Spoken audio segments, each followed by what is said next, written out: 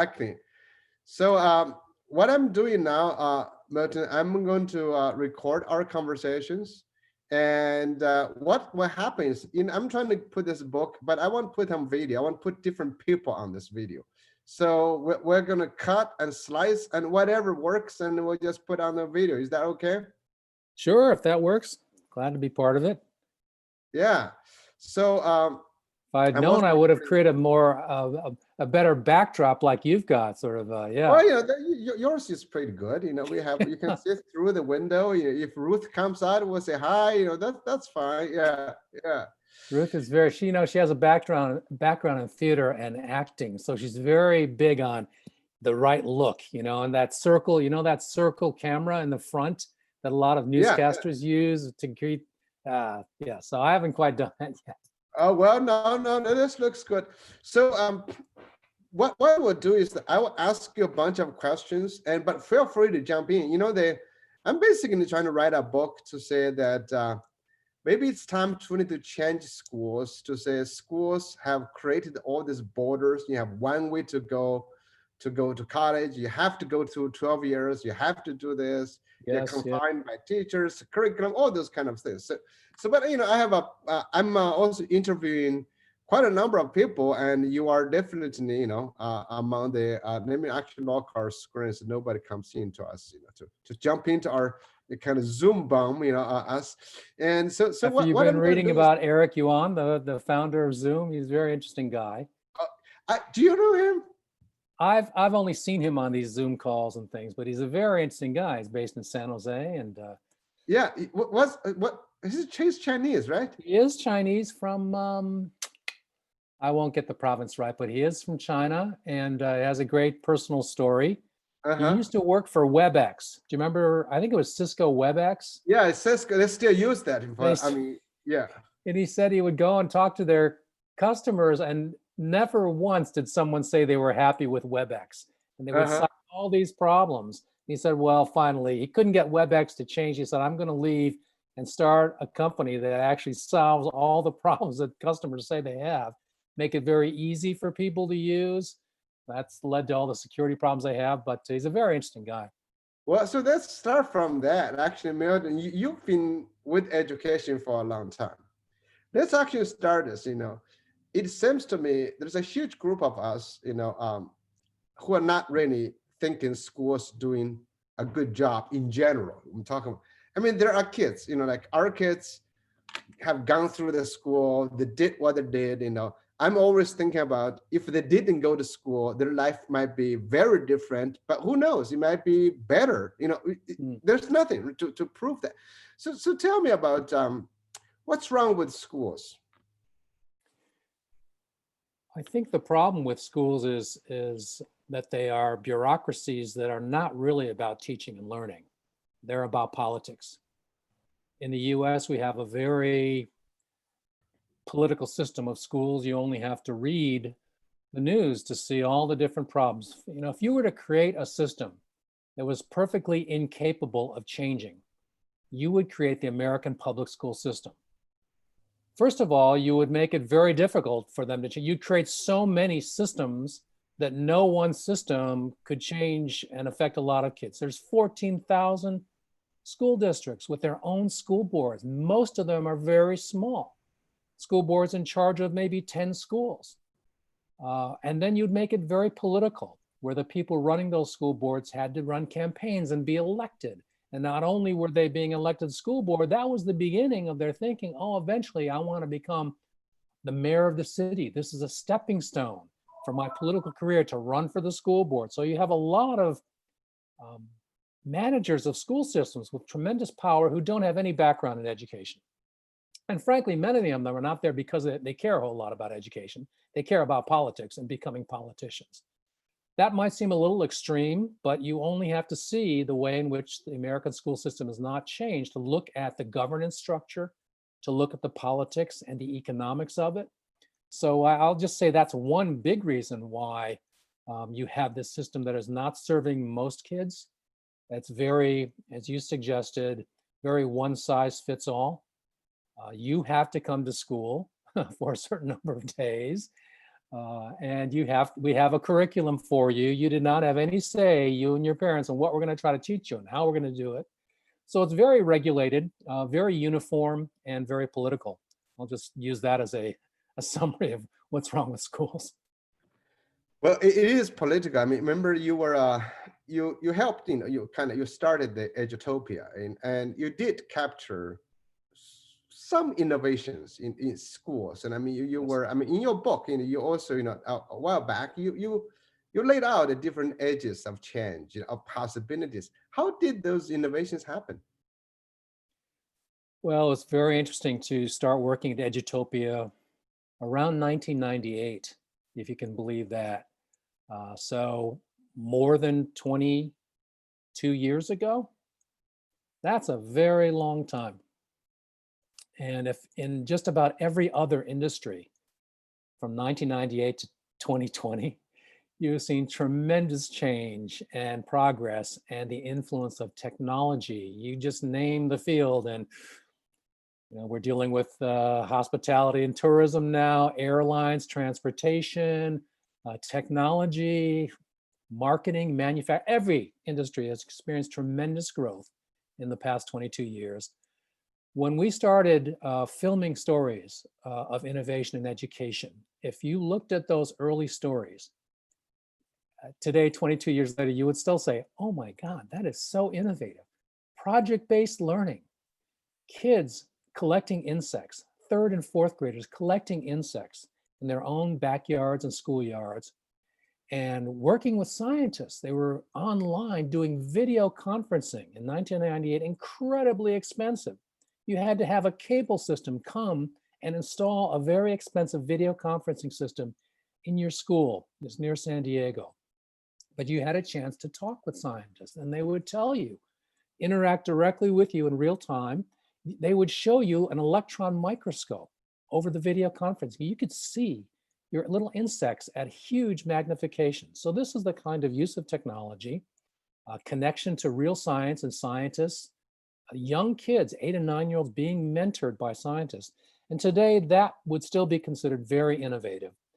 And it was the work of one teacher in Chula Vista, California, who had this idea that you could create these connections between your school and a nearby university, even though San Diego State was near these students, but just to get the scientists to take 45 minutes out of their lives to go to visit the school, that's why video conferencing became a great solution. So project-based learning continues to be on the edge of innovation, not quite in the moving towards the center perhaps, but these are ideas that the school system and school districts have been very resistant to. And you can also trace back some of the problems with school change to the ways in which we prepare teachers, the kind of preparation that's needed, again, very controlled by states with funding from the federal government. So it's a very layered and very bureaucratic system that's very difficult to change. And I would say many of those innovations, pardon? Describe an example like that.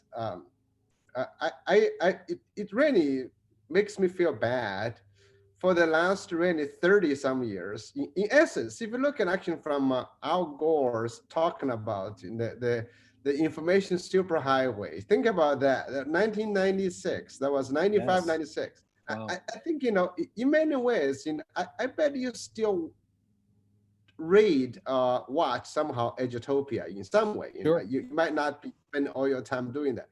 Do you see any major draft in changes? It doesn't look like there has been, right? The stories, and the stories, I found it's almost the same thing, right? It's perhaps true of change in America and change in the American school system, that it's because it's so top heavy, is what I'm suggesting. The change comes bottom up. But that means it's led by individual teachers and maybe principals who grasp this new kind of learning that's possible for students, really trying to serve the kids they see every day. That's the other problem. You have a lot of school board members and educational bureaucrats who never spend much time in schools.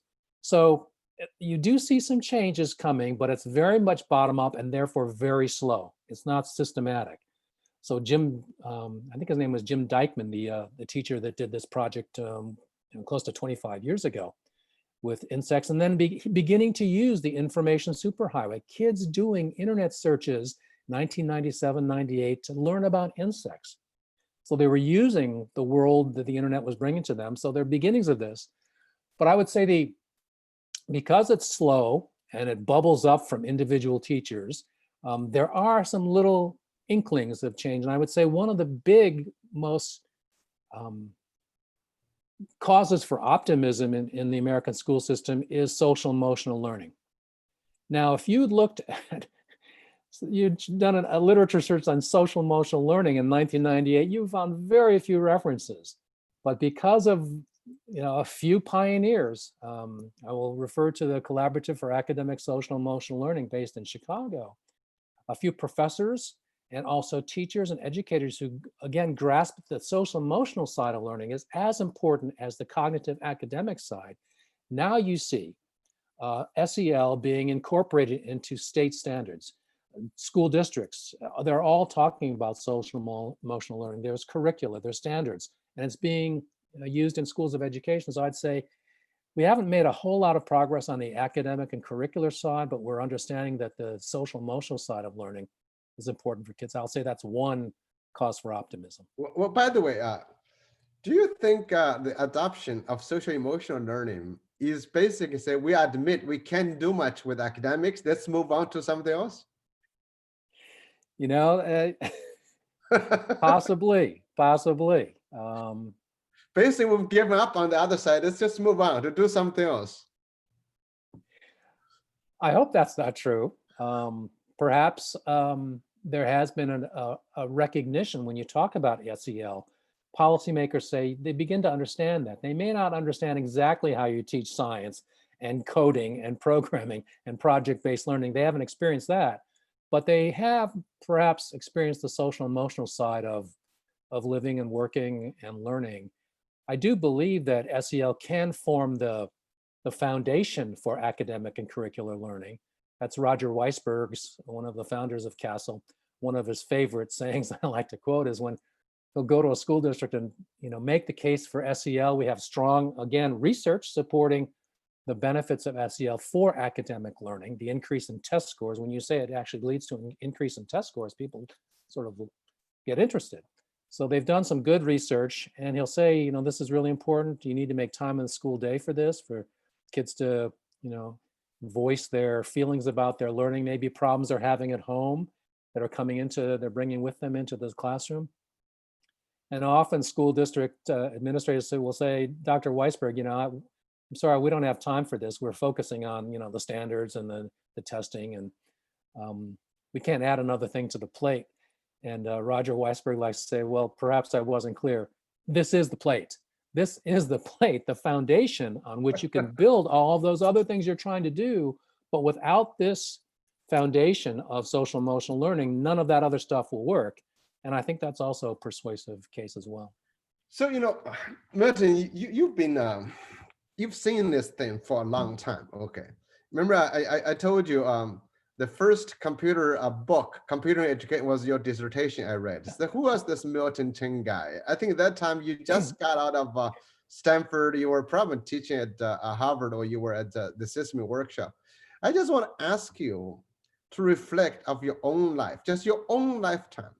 In the past, let's say 50 years, how do you see technology changing the jobs, changing what's required of individuals to succeed, not only on jobs, but also in society? Look at the protest right now. Look at what's happening right now. How has technology changed what's needed for people to live? Well, as someone who started his career really in media and technology, when I was working at Sesame Workshop, I first worked there during college. So you're right, and we're talking about the 1970s. Sesame Street came out of the civil rights movement, the Civil Rights Act. People were trying to figure out, much as they're doing today. Sesame celebrated its 50th anniversary last year. So here we are 5 decades later with still a lot of the same issues about kids from lower income backgrounds, kids of color, not having the same access to preschool education. That's what led to a number of very visionary people in foundations and in government saying, isn't there some way we could use television to reach kids directly? It's going to be a long time before we build enough Head Start centers and train enough teachers. We don't have the funding for that. Is it possible you could use television to teach 3 and 4-year-olds? And believe me, a lot of education experts at the time said, well, that's just a crazy idea. That is the craziest idea I've ever heard. Have you seen television? It's horrible. It's violent. It's full of commercials. You're going to use that to teach kids? No, that'll never work. So the ability to imagine something that's never been seen before was something that, you know, I still say Sesame Street's still one of the greatest educational innovations that we've seen in the past 5 decades. And it's gone around the globe now. If you look at how Sesame Street has developed, they're providing preschool education for refugee kids, you know, Syrian refugee kids, the Rohingya refugees as well. So that model of using television to reach young kids, who many experts said, they can't learn this stuff. We have 5 and 6-year-olds in first grade and kindergarten who don't know their letters and numbers, couldn't classify, you know, 4 objects, 3 items of clothing and a piece of fruit. They would never know how to do that. So yeah, the chance to, one thing I did learn is kids can learn a lot more than we think they can. And they can learn it earlier if they're given the right tools and the right conditions. But technology certainly is, you know, if you take that as an example of technology, some people have said that Sesame Street was the first MOOC, the first massive open online course for 5 million kids watching it at the same time, unbelievably, in 1969, 1970. So you are wondering, if we did not have Sesame Street, what would these kids be like? Yeah, that's an interesting question. Yeah, Right? I think the gaps would be bigger than they are. Well, remember we were talking about, wow, 10, 20, 15 years back, we were involved in Sesame workshop. You know, I was there. Yeah. Sesame had to come up with evidence to say how they have impacted. Maybe just a question to say, if without it, what would it be like? You know, so but the question is that, you know, over the last 50 years, let's just take Sesame as an example. And now you're in the Silicon Valley. You've seen the technology changing a lot. Has it really affected the skills, the abilities we look for? Are we really looking for different kind of people than, let's say, 50 years ago? Yeah, I think it's a very good question. And certainly if you look at the changing workforce and the kind of skills required, a lot of jobs are being replaced by technology. We're headed for a very big unemployment gap with folks who are currently out of work during this pandemic. But when they go back, the jobs they had working in a restaurant, you know, providing services that we thought only people could provide, we're seeing that, of course, technology can provide that as well. You don't need, what you need now are drivers to deliver those goods to you, because all of that value chain of getting products and services is being done by Elon Musk is technology. replacing those people, right? You know, Yeah, the yeah, driver. exactly. Yeah, and that's coming too. So I think it's very worrisome how technology has progressed so quickly, and it's really outpaced the ability of companies and institutions, and certainly the educational system, to prepare for this. But it's a very good question. If you were to start now in the year 2020, you know, there was so much. This is supposed to be a watershed year, 2020. We were all supposed to have visions, you know, clear vision during this year for the future. It's become even more cloudy as far as what's going to happen. But certainly getting kids ready now for a life where they will have to learn how to learn constantly. That's the important thing.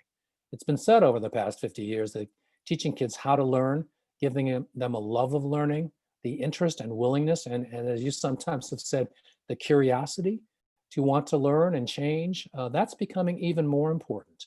Learning about technology as well. Maybe you're not going to become a programmer or a coder, but learning how technology works, learning some basic programming skills could be very useful for your future. So that said, you know, I'm really curious to say, you know, again, you've been thinking a lot about this stuff. It's that like, so tell me about, you know, that where do you think education can go? I mean, and let's think about the can go, because now you're really, you know, like you said, politics, systems. Education is much more than one system. It's a systems of systems. So many systems with it. You got a curriculum writers, standards makers. You get all of those things intertwined. Really, we have looks like anybody can do tiny things within what they do. What can we do? Right? We just think about some brand vision to say, where do we go? Get I rid of think schools. Well, the that is reason I'm really doing the this, question. back Yeah, to schools.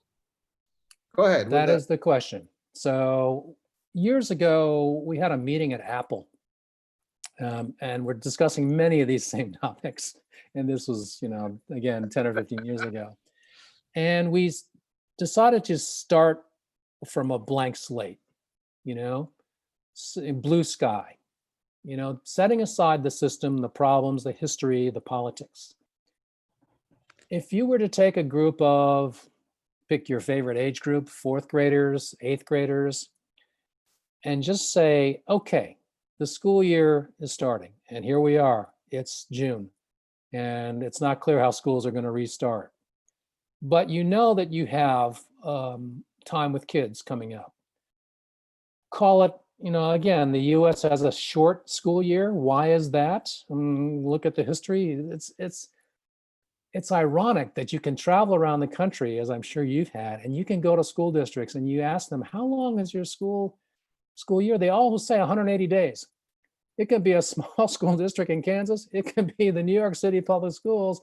They all say 180 days. How did this happen that you had such standardization amongst 14,000 school districts? I've become very much interested in the history of how all this came to be. But anyway, let's say that you had a group of fourth graders and you had, say, 200 days with them this coming school year. That's, many nations have school years that are about 190, 195, 200 days a year. So if you had kids for 200 days, what would you do with a group of fourth graders? That would start you thinking about, what do they really need to know? What would be useful and valuable? I think it would lead you to more sort of project-based and experiential education. You wouldn't immediately say, well, we need to have a room and we need to have a teacher and we need to send them to that room with that teacher for 200 days from 9 until 3. You would begin to come up with more flexible use of time. You would begin to think about, could the kids begin to work together on some things? We think that's important. We're just talking about the future workforce. Very clear that the ability to work well with others is becoming important. So could we give fourth graders a chance to do that?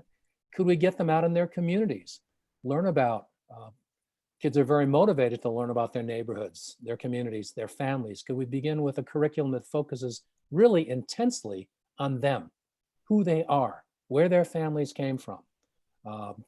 Have them interview their relatives, their grandparents, if they still have grandparents, to say, wow, this is where I come from. This is who I am. So I like the curricula, let's put it that way, start with an intense focus on personalization. I mean, really personal.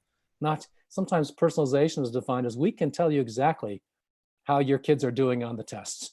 We can tell you exactly what items they're getting right. That's personalization defined by many groups. So I'm talking about something very different, where you begin to know yourself. You begin to know your community and your family. You begin to look at, one study I like to point to, that since we're talking about Sesame Workshop, we did a science program for 8 to 12-year-olds, again, many years ago. It premiered on PBS in 1980. So this will take us back in the 40-year time horizon. 40 years ago, we just sat down and did something very simple. And maybe you could do that as well, in trying to think about, what kind of school should we have? Wouldn't it be great if you actually sat down with a group of fourth graders, as we did in 1980, and said, what are some things you're interested in learning? What are some questions you've asked yourselves? This was before the PBS program 321 Contact was produced. We initially, in talking with science educators, they said back then, and science educators know a lot about what needs to be done. I would refer you to them, because they'll tell you that we've been doing this for 40 or 50 years. They said, the most important thing is curiosity.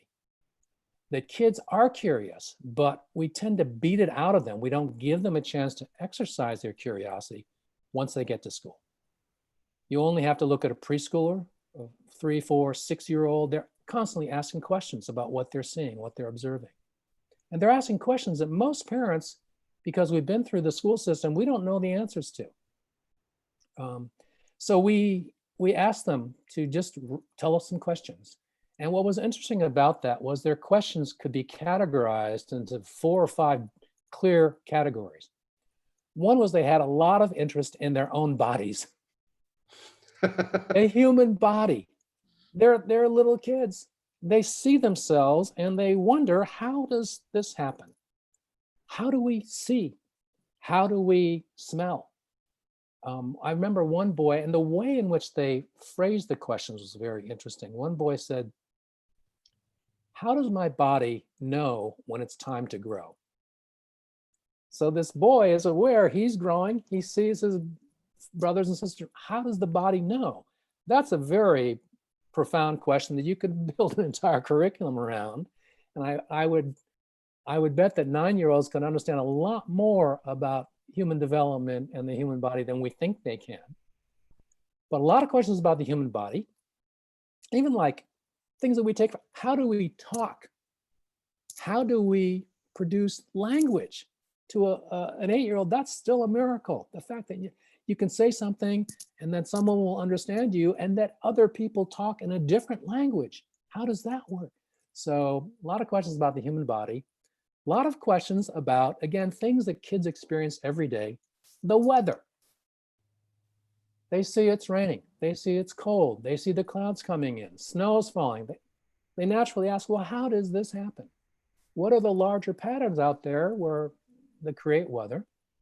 Why is it? And my favorite question that was researched by Harvard, but with Harvard graduates on the day of their graduation, why is it hotter in the summer and colder in the winter? That's something that every kid experiences. And they sent a camera crew out and asked Harvard seniors on the day of their graduation that simple question. And believe me, if you look at the film from the Harvard Smithsonian Observatory, our best and brightest students, after 22 years of living on this planet, don't know the answer to that simple question.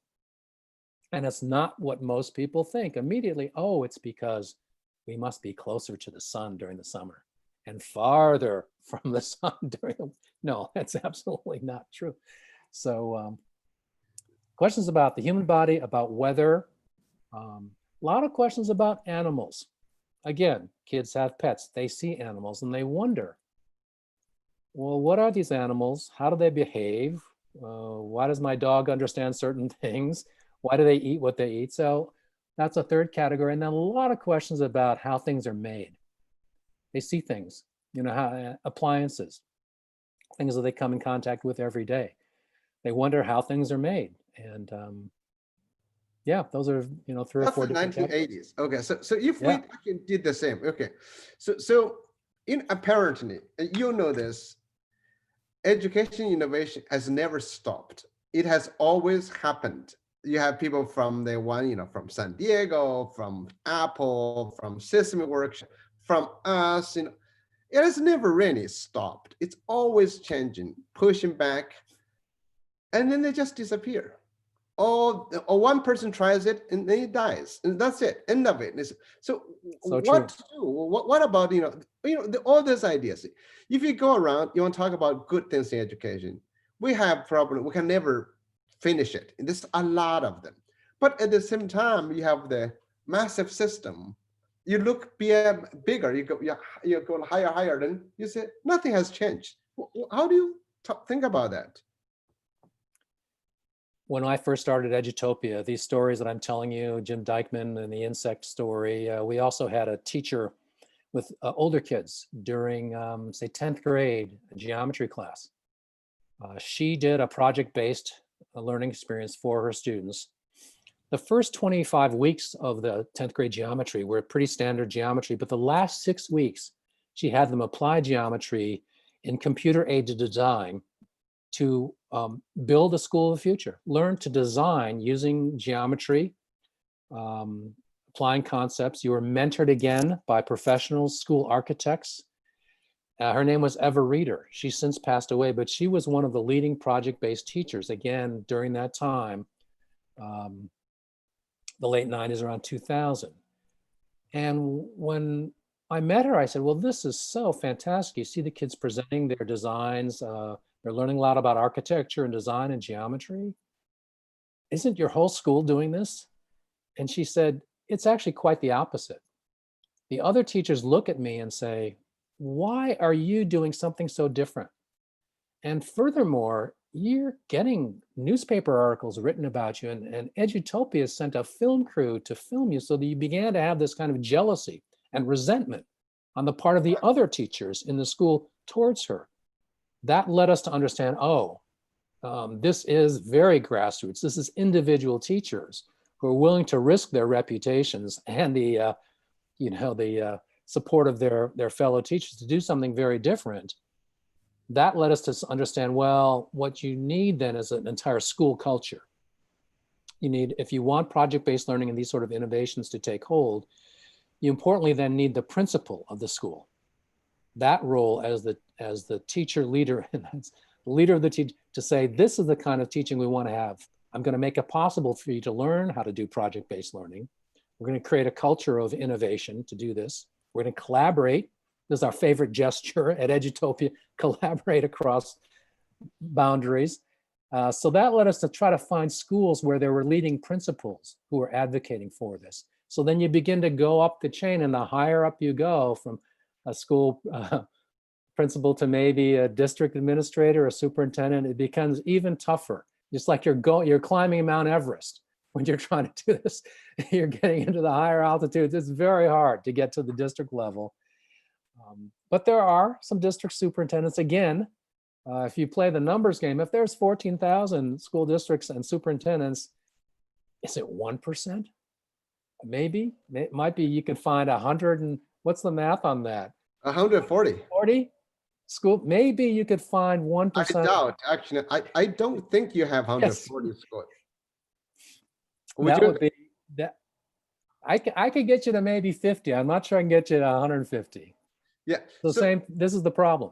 Well, so this is, given what we're seeing, of course, if education didn't change at all, given all the dangers, I'm sure we're going to go on. I mean, education just become less and less relevant to real people. This just becomes a job that kids have to do. Did you feel? So I'm going to really ask you another question. That's, now we have this platform, when you were talking about, the story from a Sesame workshop, just say kids asking questions. That's really like about, let's follow the kids, that's a great idea. So let's think about another way. We put kids in rain for 12 years, at least. Some we put in for 16 years, some 20s. They all have different lives, To these kids, some kids actually are working, in their own ways. They can work. Unlike the industrial time, you have to go to factory. They are working. Kids are, in a sense, making money, by marketing their games, doing things on YouTube. They are working. And actually, I bet if we can lower the labor law for working for kids, companies could hire them. They could. I mean, there's a lot of smart kids, 10-year-old, 12-year-olds. So do you think it's really necessary to keep kids for 12 and a half years? I think it's becoming clearer, and maybe the pandemic has helped us to understand this, that a lot of schools, especially during high school, but even earlier, we're just kind of warehousing kids. We're just sending them to buildings where they don't really feel very engaged. They're not able to pursue their interests. A lot of kids say, the one reason I go to school is to see my friends. And that's when you see kids commenting on being quarantined for so long, they say they miss their friends. They want to go back to school to see their friends. They don't miss their classes so much. So, I would agree that we need a different model, and maybe more of a blended model will come about. I'm very interested in these new school models that might come about where kids aren't sent to schools, don't have to show up in school every day. but are also able to pursue topics of interest. We talked, I think, the last time about the Independent Project. Human Yeah, interdependence, that's actually going on very well. We got about 6, 7 schools signed up to do the camp now, you know. yeah, that's terrific. So, yeah, I think we need to come up with different models of schools, and as workplaces also become more flexible and are seeing, we don't need to invest in buildings so much. That's one of the good things about the internet and technology, is showing us we can learn, we can work, we can connect without being in a building. That'll change the whole real estate equation for companies and for schools. So much of school finance is invested in the maintenance of buildings, the building of schools, the repair of schools. So I'm hoping that we can come up with better models where less money is needed to take care of a bricks and mortar kind of school, more money. I'm very glad that one of the things coming out of the pandemic is school districts finally said, we need to make sure that all kids have a computer and access to the internet. So that's one of the good things that's come out of this. Well, you know, I've read news, Milton, say people are rushing out of San Francisco. Are you going to sell your house? Well, you will also see, I think, some reorganization of where people want to live, moving to less expensive places, more affordable places. It was pretty clear that San Francisco was becoming, even though with the technology boom, was becoming unaffordable for so many people, even working in technology, if you can believe that. So if we played with that game a little bit, try to drive this, because I've been, arguing that you look at what's happening in Beijing right now, the return of cases, right? It's going to, the schools had to close, and so how do we really build a learning environment? Because right now we define learning as when you arrive in school, when you leave school, that's the learning time. Okay, and for so many years, 180 days, 200, however many days, it's silly. Why do we even build? We're treating school as work, right? So you work so long, then you get a break. All this is nonsensical stuff. So now with this, I love the idea of you talking about, Facebook is letting people to live home, to do their stuff. So what do you think about learning? What would it be like if you let each child to dictate their own learning, then they consult with schools? Let's just have some brainstorm about that. What would that be like? That's one of my favorite topics, actually. I think if you were to just go 180 degrees away from the kind of traditional school system we've been talking about, that's very controlled and very regulated, to much more of a flexible, independent learning where the child really gets to decide. I think that's part of the problem. Students have so little voice in what they're asked to do, how they're asked to do it, and they're punished if they don't do it. What if you were to just give kids the freedom to say, we're in the middle of a pandemic, you can't go to school, we need to have learning happen. I think school districts haven't quite realized yet, but the key thing to having learning happen is giving kids things they want to learn about. That's the capital that you need to continue learning. If you're continuing to give them things that they're not that interested in, or importantly, don't see the connection between what they're asked to learn and their own lives.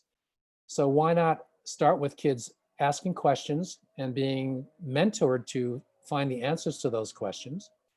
I think these days you'd have a lot of questions about the pandemic and about contagious disease, about the human body. That's, again, a very powerful way of organizing curriculum, rather than just a scope and sequence about human biology, but to start with a problem. And the problem is a contagious disease. You have a lot of young people out there who are marching and protesting because they feel we live in an unjust society. What if you were to create lessons around things like police brutality, the history of racism? So, and again, we don't do a very good job at all about teaching American history. We only teach it in certain grades. Any kid at any grade level should be able to design a learning sequence around the history of racism in this country. And they would soon discover that this runs very deep, and its connection to law enforcement, So I think those two things, those two crises we're facing right now are really very provocative questions for creating curriculum around.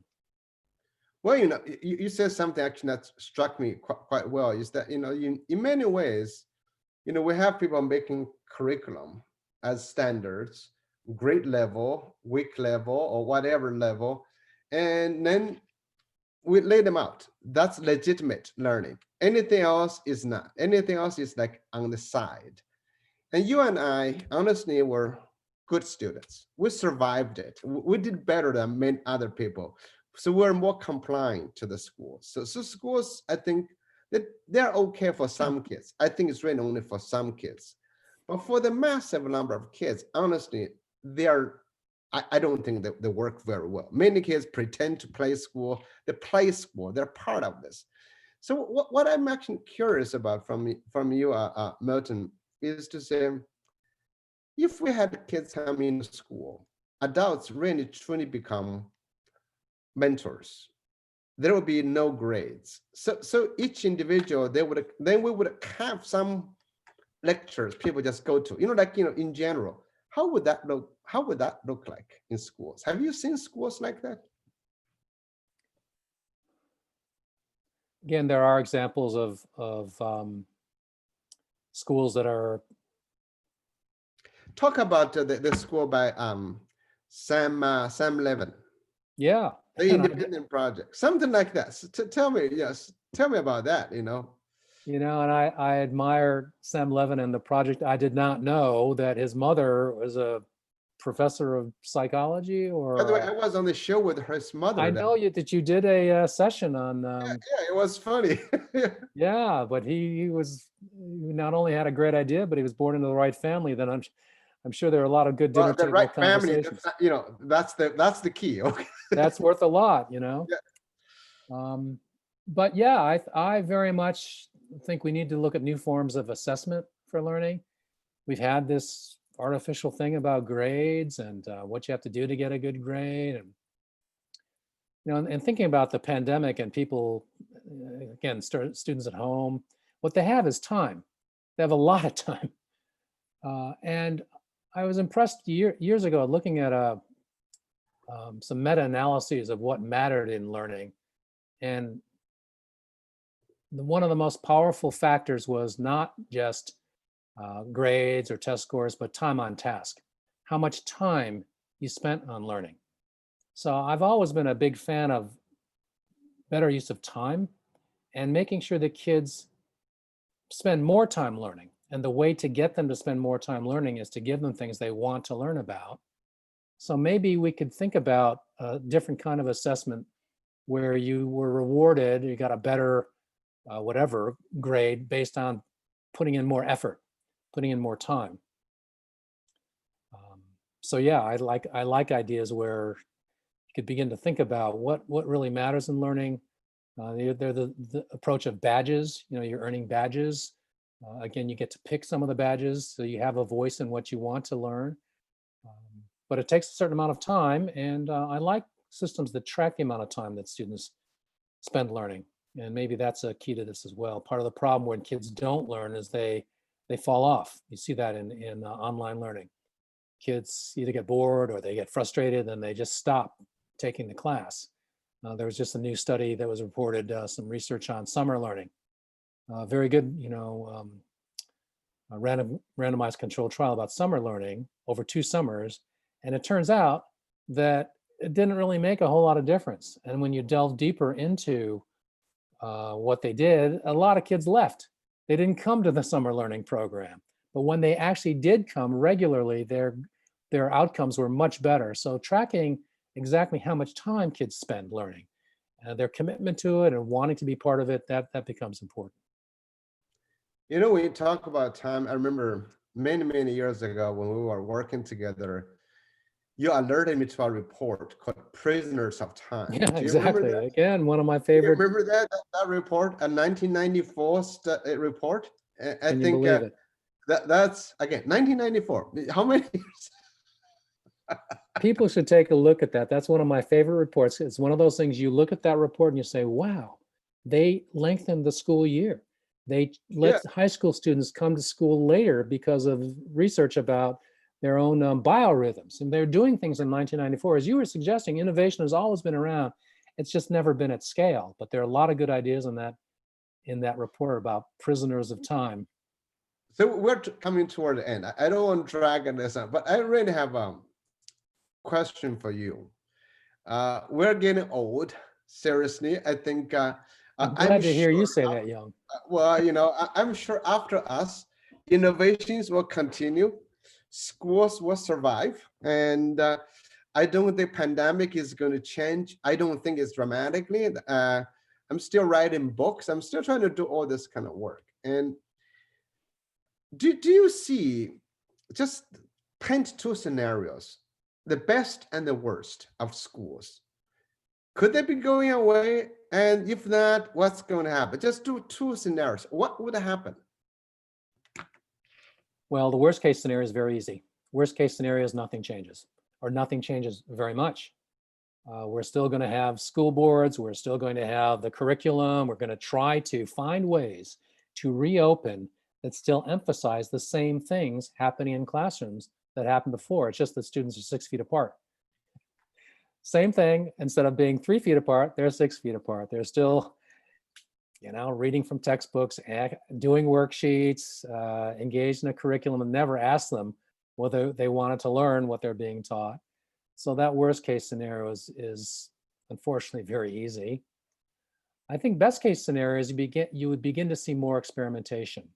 You'd see more freedom given to teachers, principals, even school districts. And we haven't said much about schools of education, but since you're part of one, yes, schools of education to rethink how they prepare teachers to teach.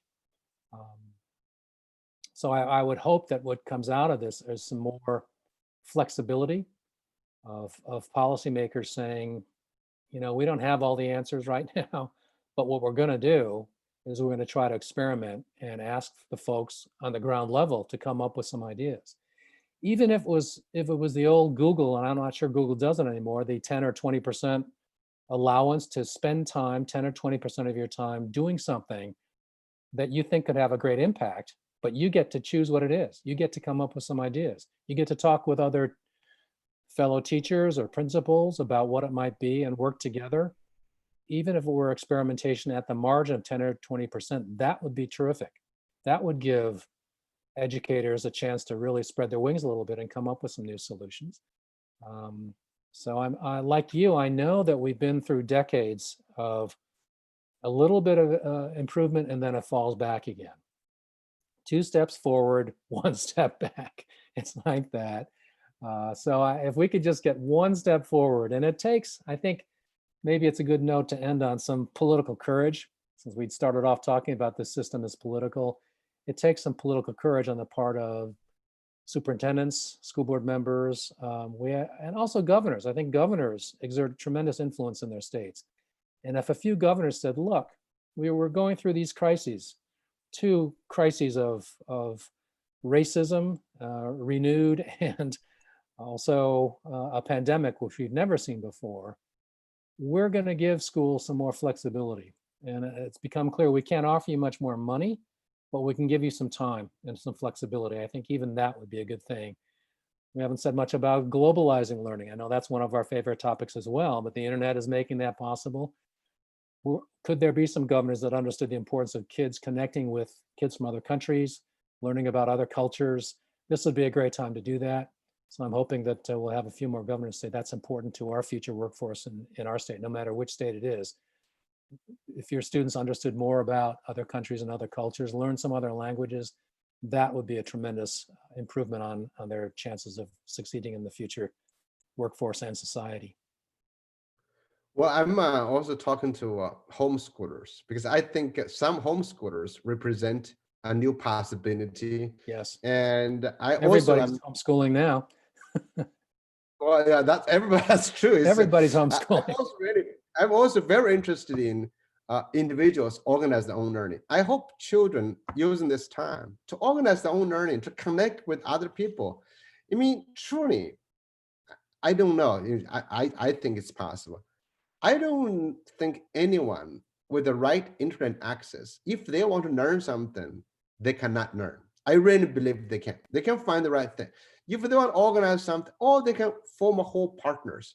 I'm hoping children would really get together. Parents, be brave to say, organize their own tiny mini schools, whatever is something.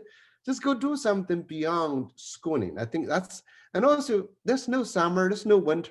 I mean, it's all this time. You and I, we read anytime. We don't have a school day. We don't have a school year. It's just very awkward of we thinking, yes, to have those things. Mm-hmm. Yes, I agree. I'm hoping that, again, from the bottom up, there'll be groups of families. It's easy to organize. Let's go to the American way. Just organize in your own home, a few neighbors, try to do something. And that would be coming up with some new models. It'd be great. Well, you're going to have a grandchild. You're going to do that. Yes. That's what that's what you get to do, right? It's so it's very nice. Well, thanks